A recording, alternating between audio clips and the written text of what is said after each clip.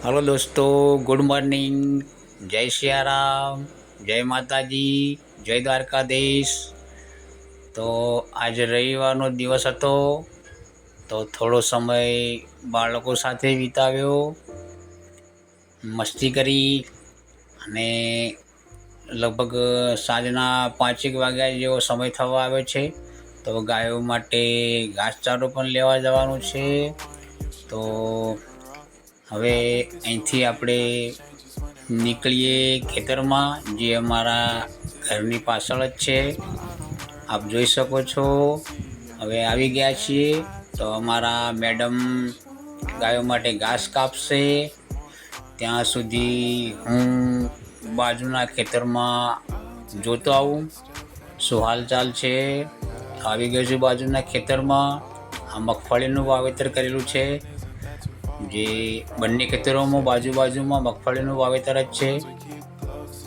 અહીં સરસ મજાનો વરસાદથી બચવા માટે અને ખેતરોની દેખરેખ રાખી શકાય તે માટે પાકું સાપરા જેવું કરેલું છે, પ્લાસ્ટિકથી વોટરપ્રૂફ, સુંદર મજાનું। તો અહીંયા અમારા હર્ષદભાઈ હંમેશા રાત દિવસ ચોકી પહેરી કરે છે, એ પણ લગભગ આવતા જ હશે।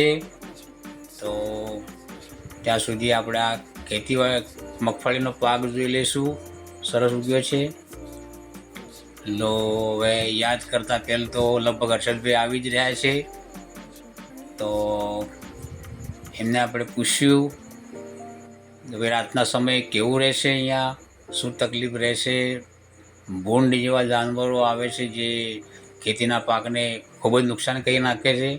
તો હર્ષદભાઈએ જણાવ્યું કે એના માટે અમે અહીંયા ઝટકા મશીન, જે સોલાર સિસ્ટમ મતલબ જે સૂર્યપ્રકાશથી ચાર્જિંગ થાય એવું અહીંયા લગાવેલું છે, અને વાડના તાર ઉપર જે એના પોઈન્ટ આપેલા છે।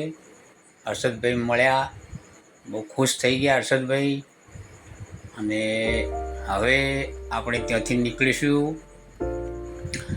એટલી સુધી મેડમ ચારો વાઢી રહ્યા છે। તો હવે ચારો ઉપાડીને પાછા ઘર તરફ વળ્યા, ગાયોના માટે લીધેલો ચારો। તો હવે બિલકુલ હવે ઘર નજીક આવી ગયા। ત્યાંથી હવે